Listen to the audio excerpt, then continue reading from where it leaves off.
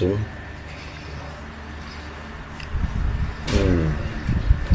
เมื่อกันเราเจ้าก็ไอ้เราขอว่ากวนดีเศษซึกคูเขียวเนี่ยเป็นกวนอยู่เมืองไทยหลายๆเนี่ยว่าจำทางลองหนึ่งกวนอยู่เมืองไทยเนี่ยปันแห้งโคไลก็บอกว่าปอเขานั้นจะซึกนั้นอยู่เมืองไทยซื่อเฮินซื่อเยอยู่เมืองไทยเนี่ยว่าก้อยกาเกาหลีลาดเนี่ยมาบาจุ่มเอเดผีห้าจุ่มโคไลห้ามันก็เหมือนกันหมดปกลงไปเขามีกูตีเฮิรนนะยันกุ้งมันได้เลยขึ้นเสือแทนนี่กูตีนั่นมีกูเว้งลูกสาวก็อยู่ปุ่นนั่นมันเคยกว่ามันก็วนถึงรองในพองซ้ำแทงรองหนึ่งว่าคนอยู่เมืองไทยเนี่ยเสียสักใจมันกวนดีอยู่เมืองไทยเนี่ยนะ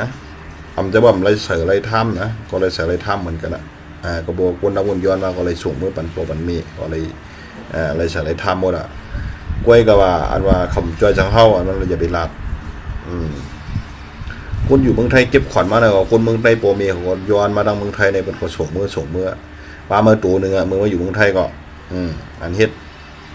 ถ่ายแล้วอยู่อันตั้งเปิดอะไรเช่ตั้งนั้นเช่ตั้งไหนกล้วยก็ว่าวันเมื่อไหนอันคุณเมืองเคยเป็นนั่นน่ะเป็นสังอันคุณเมืองเคยเป็นในอย่าฮือสูเลยตึกกัน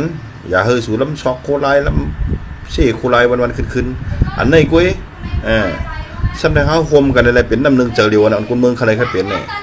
กุ้ยก็ตั้งอันสูงเฮ็ดแต่ตั้งอันคนเมืองใครเป็นมันเมียนกันนี้มันกับก็ดังมือว่ามือวันชื่อจัดวันอย่างวันเกิดครบ61 ปีนี่ก็มีเจ้าหนึ่งขึ้นลาดดูเป็นเพิงก็ผมหูว่าปาร์ตี้เขาก็ดังกวนเสื้อตักซึกได้เขาก็ดังกวนหลวงใต้เขาก็กว่าก็ดังไก่เขาก็ขันก็ดังเนี่ยมันจะล่ะลองแน่ๆพอมาทัดสั่งอะไรวนด้วยดีๆเนี่ยนะดีอันกวนเมืองปลายพงจึงนี่ก็มันก็เป็นย้อนพาราเจอย้อนมาเฮ็ดเป็นกุ้ยเป็นย้อนเฮากันเฮ็ดเป็นกุ้ยก็มีกำปนำอันเจอขายดังเจอขายเฮิรนขายเยดังทำงานจะเนี่ยกินแสงว่าเฮ็ดนะปุ่นพวกเจ๊กันเช่งเขาตั้ง3-4 วันไหนอันนี้เป็นก็หูรู้คนเมืองก็ฮันุสูก็ฮันุสูก็หูอยู่เก๋ใจสัวอย่าไปลาดว่าคนเมืองไปเอาตัวรอดคนเมืองไปเอาตัวรอดเนาะเพราะว่าดีอยู่จันเศร้ามันดีเฮ็ดให้สวนเนี่ยป้อมเคยไปสู่ซ้ำใจค่ายเชิดไปมือปากตึกบดห้องก็อันลึกโคไล่ออกคนเมืองอะไรไปไว้ทางปอดจันมาปอดจันถือเรื่องลำมาปอดจันมาหาเก้าทางอันไหนคุณเมืองติเลยปลายทางไหนพวกปังตึกเบอร์ตัวไหนบอกว่าปนหองในเกาก้างเขาจะในเขาได้เปลี่ยนปัญหาอะไรตึกกันมากขึ้นในไรขาวไม่เบี้ยวว่ากระลักอุบมันเนี่ยจะอะไรขาวมาเนี่ยดังมือใหญ่เนี่ยในจุ่มมีอะไรผีเนี่ยทำมันจอยเนี่ยจะเหมือนตั้งเขาดีกว่าย้อนขึ้นว่าเหมือนเขาย้ำกับเอามันดีเขาก้างไห้เขาดีลาเชยเลยขึ้นกับตัวว่าดีมือใหญ่น่ะตัวเอามันยกมันแยกมันขาพุดแขนขาดนั้นมาไว้ดีมือใหญ่กำเนิดดีขึ้นย้อนขึ้นโย่อะไรขาวมากขึ้นกันนะไปเขาก็ไปยืนยันว่าเป็นอันเต็มนั่นแหละขาวในวงในเป็นคนลาดมาให้นั้นกุ้ยกว่าลองแน่ก่อมจะมาเสียสูง1ก็กวนเมืองไทย2คนกับเมืองไทยกวนหาคนเช่สูเน่สูนั้นกวนเมืองไทยไปอยู่เมืองเขาเนี่ยมันมีโชคมีความมันลั่นอะไรต้อมเลยสูถังเทิมกิ้งกลางกิ้งเหสูเนี่ยบอกกับมันป้อทุบก็ยางไผ่ยันคนนั้นรักดีนั่นมันเหมือนเจ้าหน้าคนเมืองเขาไปอยู่เมืองเขาเนี่ยมันอาสมอากรอะไร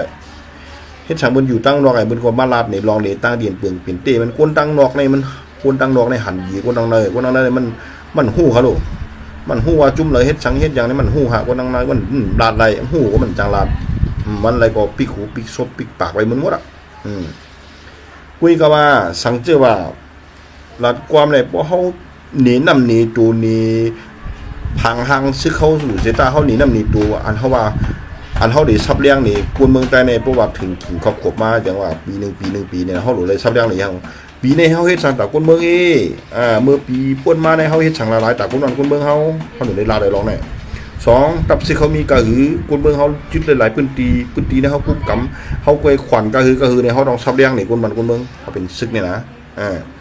วันน้ำต้นพรดีเขาเฮ็ดต่างๆคนเมืองเนี่ยอันนี้มันลาดปาเดียวกับตั้งคนเมืองกับตั้งลาดเฮ็ดไหนดีๆน่ะปีเดิมก็ว่าน่ะเฮ็ดนั้น เฮาลาดอันเฮาลาดได้เป็นเพิ่มก็เฮ็ดล่ะ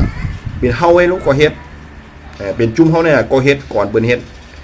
ดฉลาดเนี่ยเฮาห่ำห่มกันได้มันก็เฮากับห้องเปิ้นมาเฮากับห่มเปิ้นอ่ะกับห่มเปิ้นมันยังช่างกับห่มเปิ้นได้ปิดกับห่มเปิ้นได้เป็นพรดีสังว่ามายากคือเจ้าเก่าขึ้นกับห่มเปิ้นได้แลตึกมันเจอได้เป็นพรดีก้อยกับห่มเปิ้นเนี่ยเอามาตึกใต้เนี่ยอันนี้หนาสิเปิ้นบ่ล่ะอย่าไปกับอุปากาซี่คนอยู่เมืองไทยคนอยู่นั่นแหละคนนั้นเฮ็ดในหนาคนอยู่เมืองไทย10ปุ่นน่ะคนนั้นเฮ็ดทางเปิ้นน่ะนะคนนั้นว่าอยู่อันคนนั้นว่าก็อยู่เมืองเปิ้นได้เซ่ใต้ว่านั่นอันเซ่นี่ยังเคียนเนี่ยย่ำเคียนกับโฮมเปิ้นมาปีกเจ้าคือเจ้าเก่าอันนี้ก็โฮมเหมือนมาเด็กมาเงียนเกินครูเจ้าเก่าเจอใครวันเฮ็ดฉังเฮ็ดโน่นเปลี่ยนใจคู่ในคู่ในอันนี้ไปวนเก็บตื่น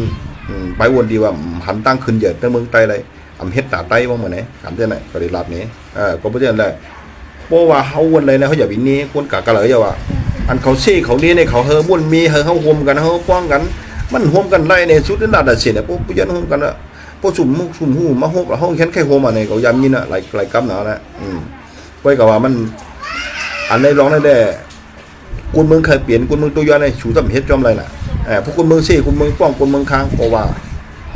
พออยู่เมืองเฮาจำไรครับหลงใครดึงเครื่องซึกให้ผมไรครับพวกเขาหู้เขาก็เอากะก็หันนู้ตีเป็นหือตัวเก่าได้ญาติจะหึงก็หู้รู้มันเป็นรองตาเดียนว่าสูโหลดไรอันสูรัดนั่นสูโหลดได้เฮ็ดจอมเฮมันไรอันว่าปาทีก็ตั้งสู้ก็ตั้งบ่สูคู่รองในสูก็โหลคับครึ่งน่ะหึงบ่ได้เป็นอันเดียวกันก้อยกระสุ่มเฮ็ดน่ะสูก็ลาดเฮ็ดนั่นก็น่ะลาดละลายไงคนลาดเฮ็ดก็บ่ให้เอาคนไอ้ดมหลวงไอ้คนผู้ลมไงจังนั้นผู้ลมดอกจากคนนั้นคนเมืองมาก้อยมันกว้างอะไรดูลาดโยเฮ็ดโยนึงอ่ะมันมีกองสังอันลาดให้นั่นก็ฮู้ตัวคนแซงก็ลาดดูมันมันให้ว่าเฮาย่าเหมือนว่านั่นมันอยู่ที่เฮาไว้มันอยู่ที่เปิ้นตั้งเพศนี่อยู่ที่เฮาละหลายก็บ่ได้แต่ภาคนึงสู้อีนึงว่าอย่าไปเซ่คนก็อยู่ตังหมอกเมืองเนอเมืองอยู่ก็แล้วก็อย่าว่าเป็นไตเป็นฮักจะคือไตเหมือนกันหมดอ่ะปล่อยว่าเฮ็ดเฮาเฮ็ดเฮาก็โหลเฮ็ดจอมนาทีเฮาเฮ็ดนั่นน่ะเฮาเฮ็ดเอาโหลเจ้าเฮ็ดนาทีเฮาเฮ็ดนาทีเผอนาทีมันจะเฮาจะเซ่อย่างซุเนาะป้อเฮ็ดเลยป้อสู่เฮ็ดเลยหันน้ำหันตัวเลยเฮ็ดเฮาไตเอาขึ้นเยอะมื้อสูงกว่านั้นติ๊กติงคนเมืองในเปิ้นเซ่